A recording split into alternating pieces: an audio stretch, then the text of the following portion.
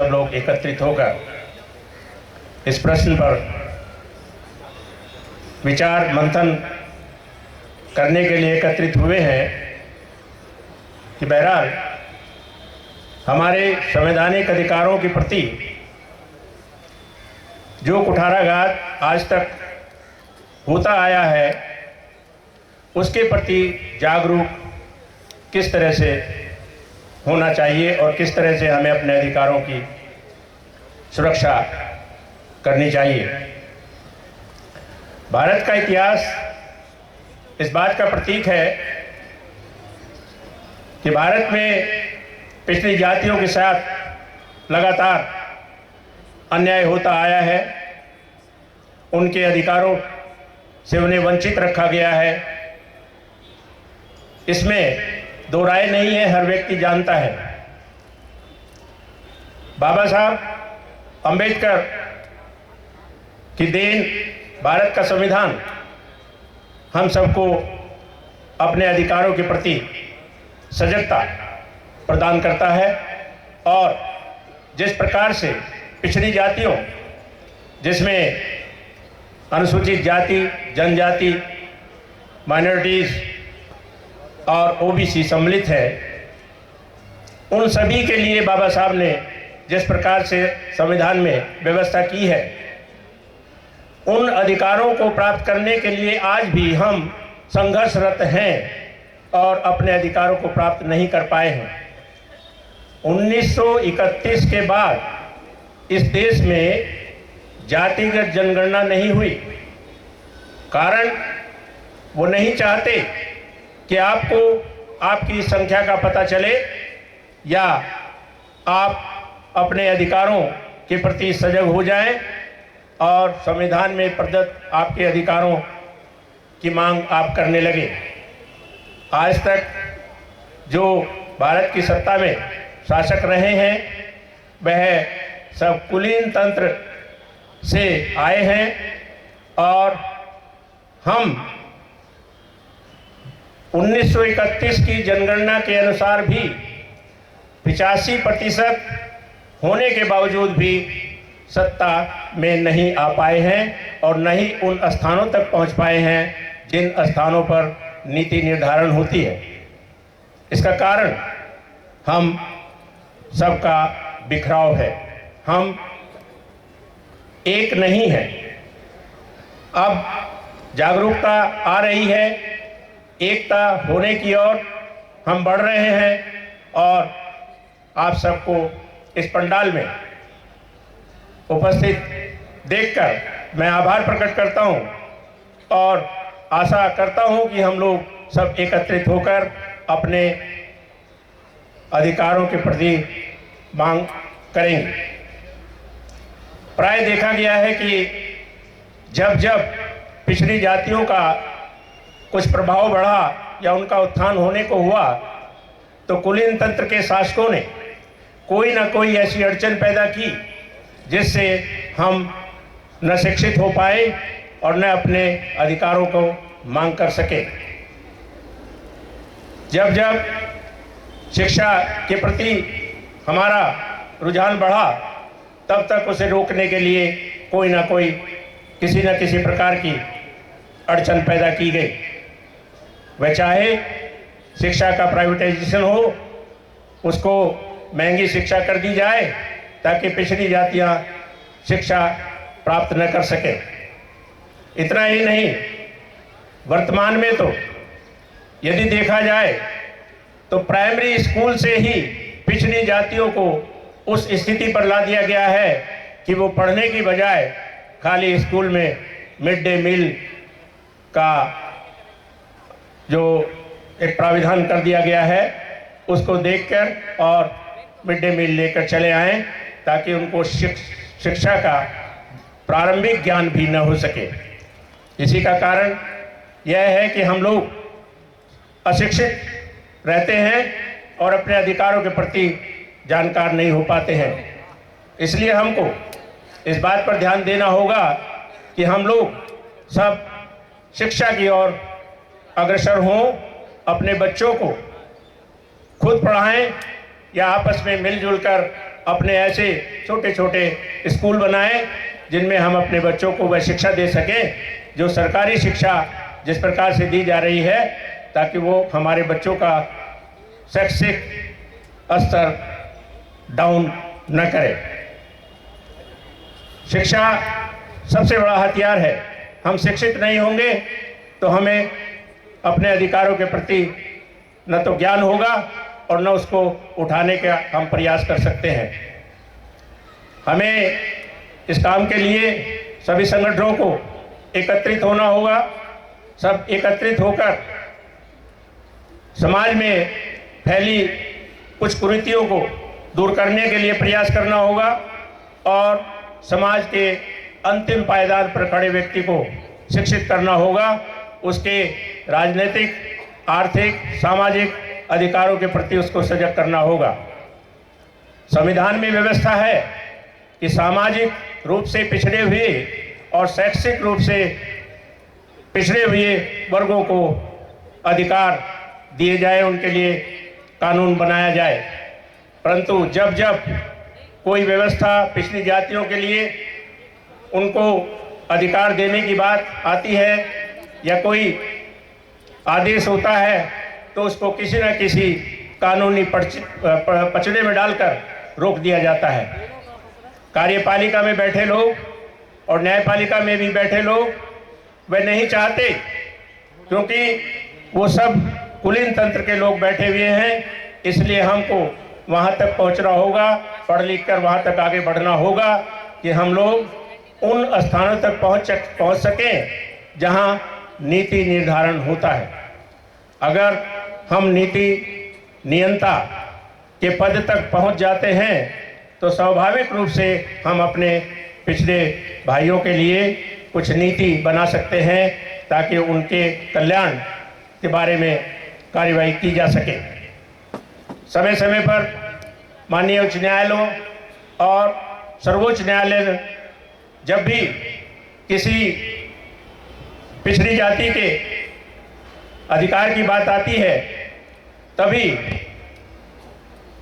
उसके संबंध में कोई अन्वेषण या उससे के संबंध में आंकड़े न होने की बात कहकर उन अधिकारों को नहीं दिया जाता है और उनको किसी भी प्रकार से उसमें अड़चन लगा दी जाती है।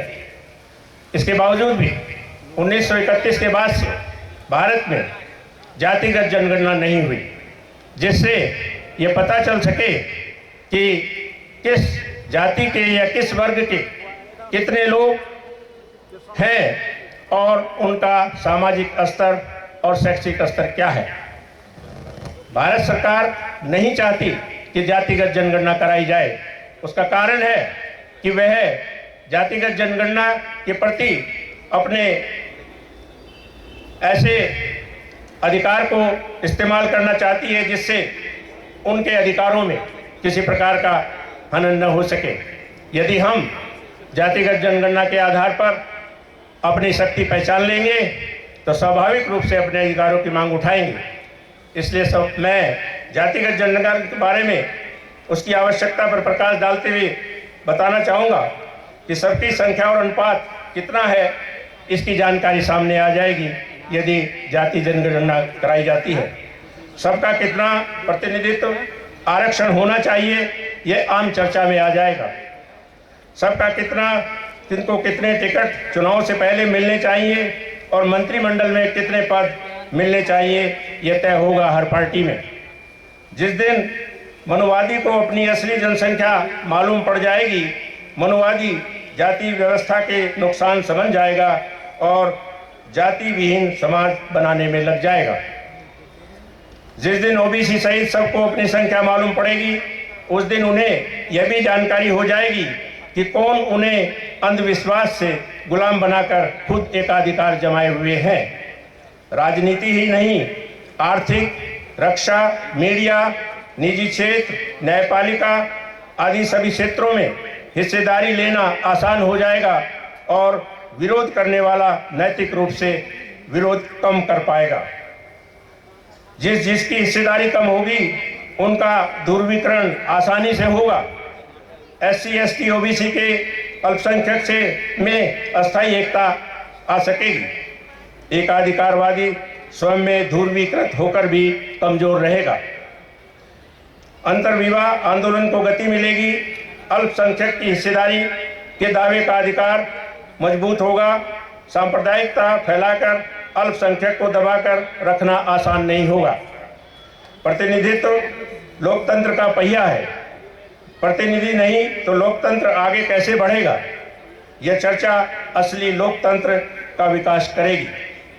धर्मांधता खत्म होगी और दंगों और अत्याचारों के समर्थन कम मिलेगा। अगर किसी गांव में यह तख्ती टांग दी जाए कि वहां अन्याय करने वाले 15 हैं और अन्याय सहने वाले, पिटने वाले, गुलामी करने वाले 85 हैं, तो यह तख्ती 2 काम करेगी। पहला तो अन्याय करने वाला ही मनोवैज्ञानिक रूप से संख्या बोझ से भयभीत हो जाएगा। दूसरा, अन्याय सहने वाला भी जागरूक होगा और सोचेगा आखिर कब तक अन्याय सहे।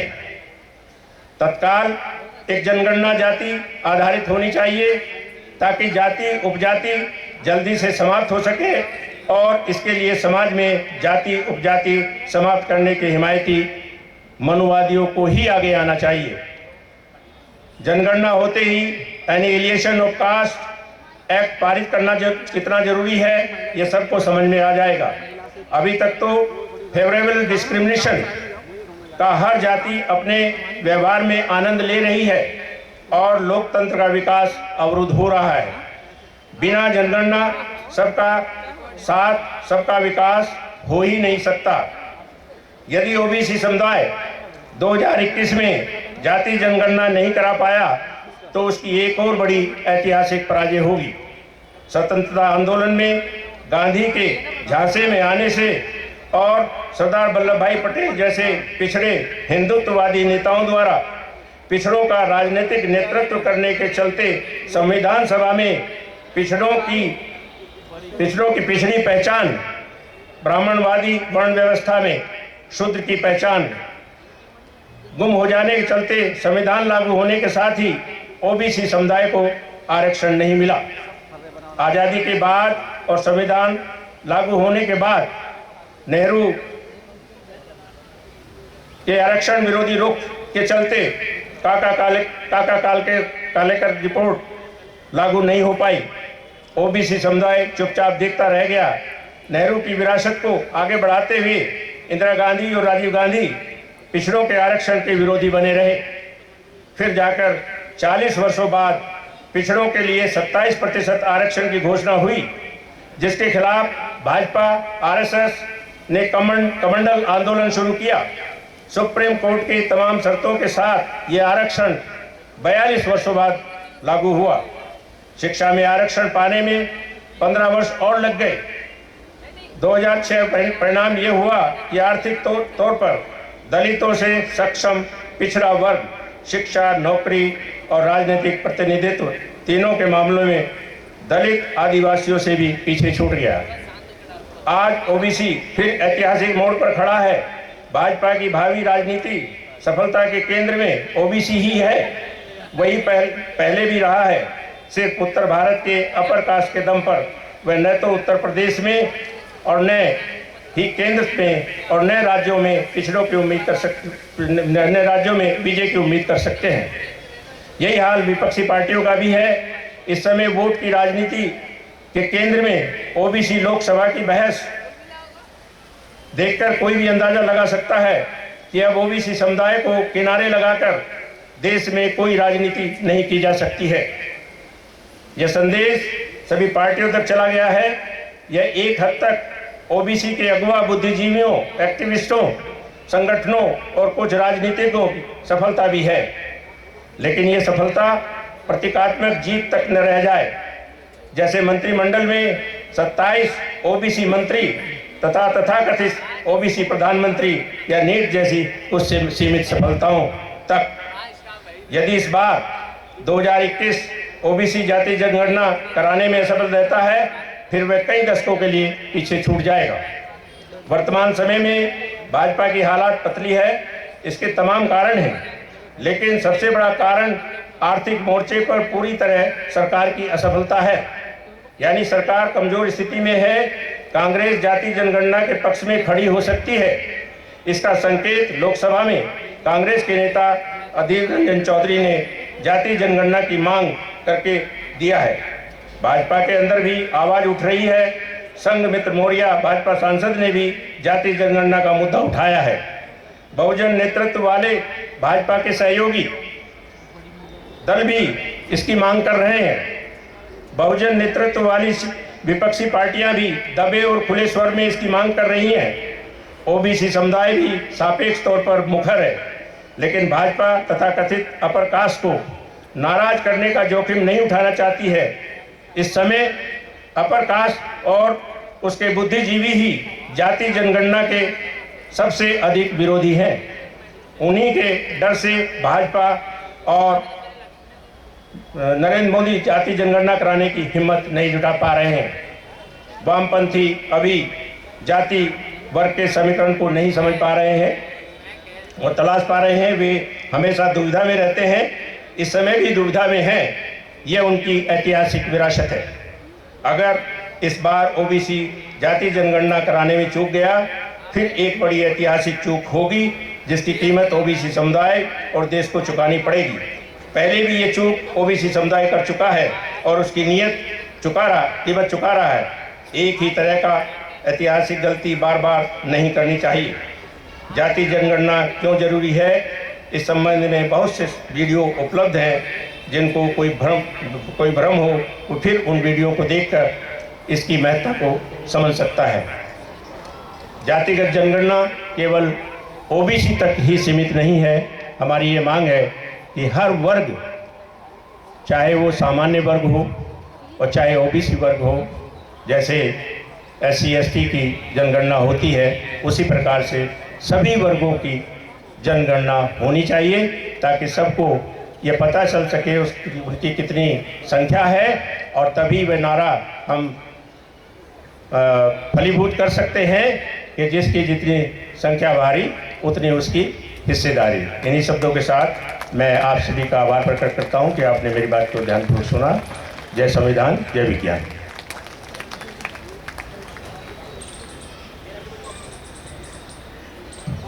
बहुत बहुत धन्यवाद सर अपने ओजस्वी भाषण के लिए। हम ये थे हमारे honourable justice Virendra Singh Yadav, former जज Allahabad high court, ex president of state commission. अभी हमारे जो अगले वक्ता हैं वह अभी आ रहे हैं, मंच के नीचे हैं।